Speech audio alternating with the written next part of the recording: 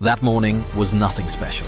No unusual alarm, no incident, no intense emotion.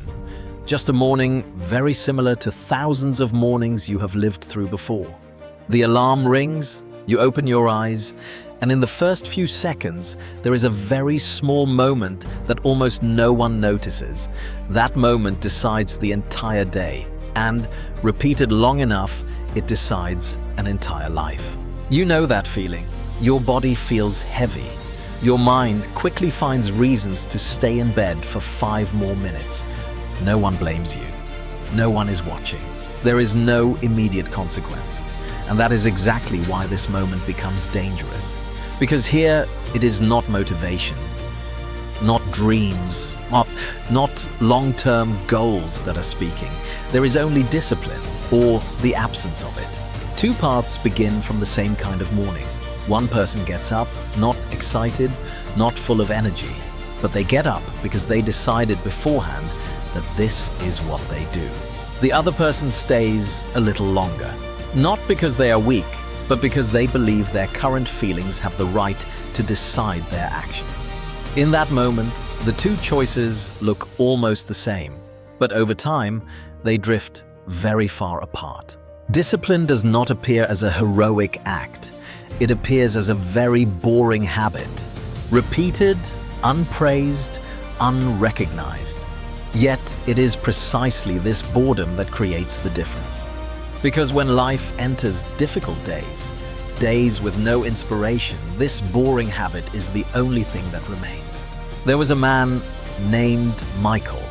He was not smarter than others. He had no special talent, but he had one very simple principle. He did not negotiate with things that had already been decided. Wake up time, work time, training time. Not because he always wanted to, but because he understood something very early. If he started negotiating every day, then every day he would lose. Michael did not call this discipline. He called it keeping life from falling into chaos. Because every time you let emotions decide, you are handing control to the most unstable part of yourself. And a life led by emotions is never stable. Many people believe discipline is something harsh, something that crushes the body and suffocates freedom.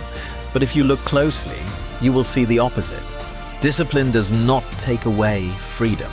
It decides where you will be free. You can be free to follow temporary feelings, or you can be free to build a life with structure. Both are choices, but only one is sustainable. There is a hard truth. It is not circumstances that decide your life. It is what you do on completely ordinary days. No one fails in a single day. They fail by repeating the same kind of mornings where discipline is constantly postponed until tomorrow. And what makes discipline so important is this. It does not require you to believe in it. It only requires you to act. You can doubt, you can feel discouraged, you can see no results. But if you continue to do what needs to be done, life will be forced to change in that direction. Not fast, but certain. In the next part, I will help you confront a major misunderstanding. Why motivation is overly celebrated, and why relying on motivation alone is the fastest way to quit halfway. For a long time, people have worshipped motivation as a savior. They believe that as long as they have enough inspiration, enough fire, enough desire, everything will naturally fall into place. And so they begin very intensely.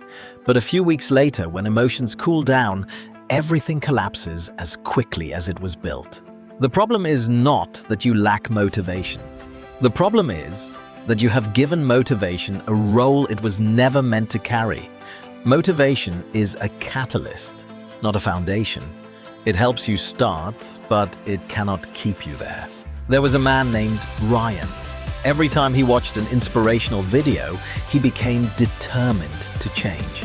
He created packed schedules and set towering goals, and every time he believed this time would be different. But not long after, he returned to the exact same place, more exhausted and more doubtful.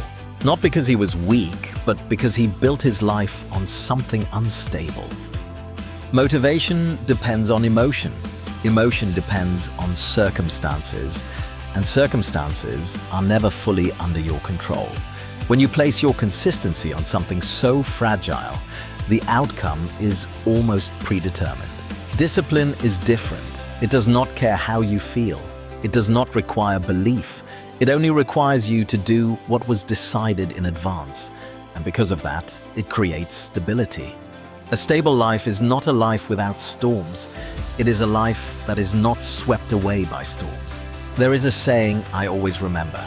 If you only act when you feel motivated, you are allowing emotion to decide your future. That statement sounds harsh, but it is true. Emotions change every day. Your future should not.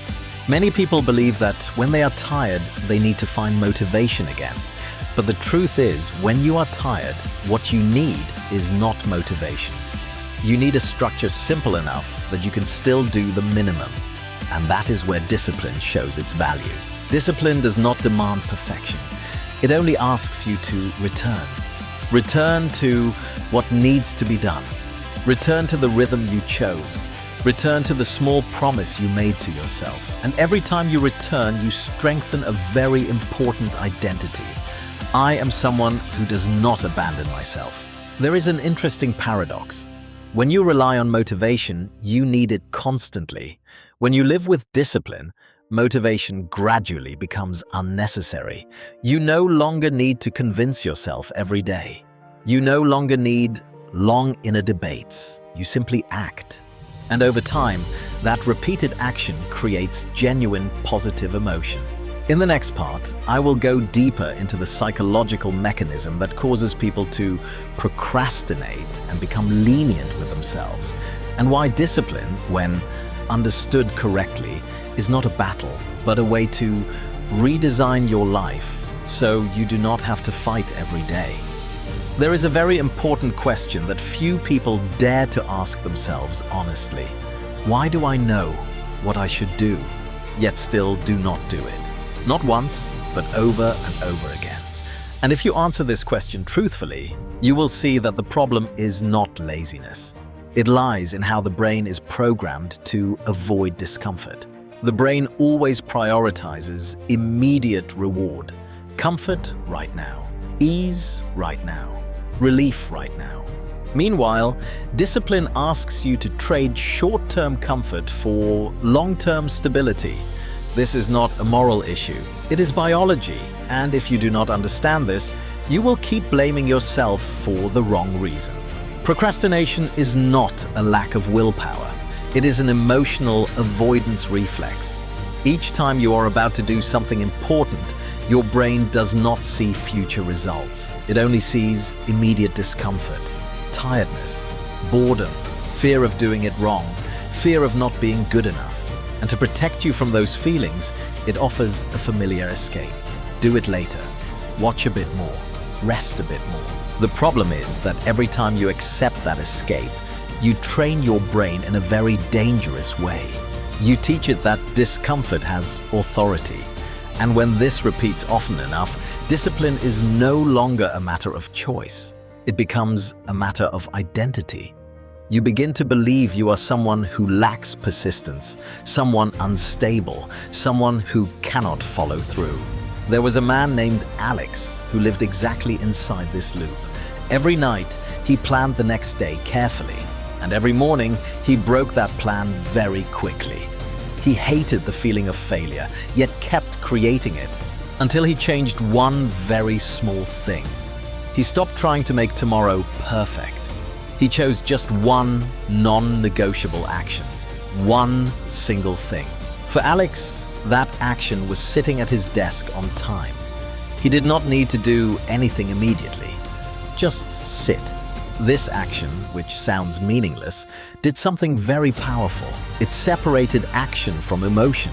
Alex did not wait to feel inspired. He did not wait to feel ready. He simply executed the minimum action decided in advance, and when he sat there long enough, the next action naturally followed. This is the essence of effective discipline. It does not require you to defeat emotion. It requires you to remove emotion from the decision. The decision was made when you were clear-headed, when you could still see long-term goals, when emotion had not taken over, and when the time arrives, you simply execute. There is a common myth that discipline means forcing yourself to do harder things. In reality, discipline means making the right action require no thinking. When you think too much, you lose. When action becomes reflex, you win without strain. Disciplined people are not stronger than you. They simply negotiate less. They do not ask whether they feel like it today. They ask whether it is time. And the second question is much easier to answer. Discipline does not turn you into a machine. You still feel tired, still bored, still have days when you want to quit. The difference is that those emotions no longer have control over your life schedule. They are allowed to exist, but they are not allowed to drive. When you live this way long enough, something very important happens. You begin to trust yourself, not through positive affirmations, but through evidence. Through doing what you said you would do, even when you did not want to. That trust is the true foundation of confidence. In the final part, I will help you see discipline from a completely different angle. Not as harshness, but as a form of freedom designed in advance. And when you understand this, you will stop asking how to gain discipline. You will begin living with it. There is a paradox that very few people notice. Discipline, the thing many fear the most, is actually the shortest path to freedom. Not the freedom to do whatever you want, but the freedom from being dragged around every day by emotions, circumstances, and bad habits. When you have no discipline, you think you are free. You sleep when you want. You work when you feel like it. You procrastinate when you feel tired. But that kind of freedom quickly turns into chaos. You are always busy but never moving forward. Always exhausted without knowing why. Always promising yourself that tomorrow will be different, only to repeat the same pattern again. Discipline does one very important thing. It sets boundaries for your life. And boundaries are not meant to trap you. They are meant to keep you from drifting. Just like riverbanks do not stop water from flowing, they help it flow in the right direction. There was a man named Jonathan. He once believed that discipline would kill his creativity. But when he began living with structure and rhythm, he became more creative. Because his mind no longer wasted energy deciding what to do next. The decision had already been made. The remaining energy could be used to do the work better. This is the point many people miss. Every day, you have a limited number of decisions. If you spend them negotiating with yourself over basic actions, you will have nothing left for important ones. Discipline frees you from small decisions so you can focus on the big ones. When discipline becomes part of your life, you no longer feel like you are sacrificing something. You feel protected from the most lenient version of yourself. The version that always looks for short-term escape without caring about long-term cost. There is a very clear truth. Your life will eventually have discipline, whether you choose it or not. Either discipline you set for yourself or discipline imposed by circumstances. The difference is which one you choose proactively. Discipline does not make you rigid. It gives you room to be flexible at the right time.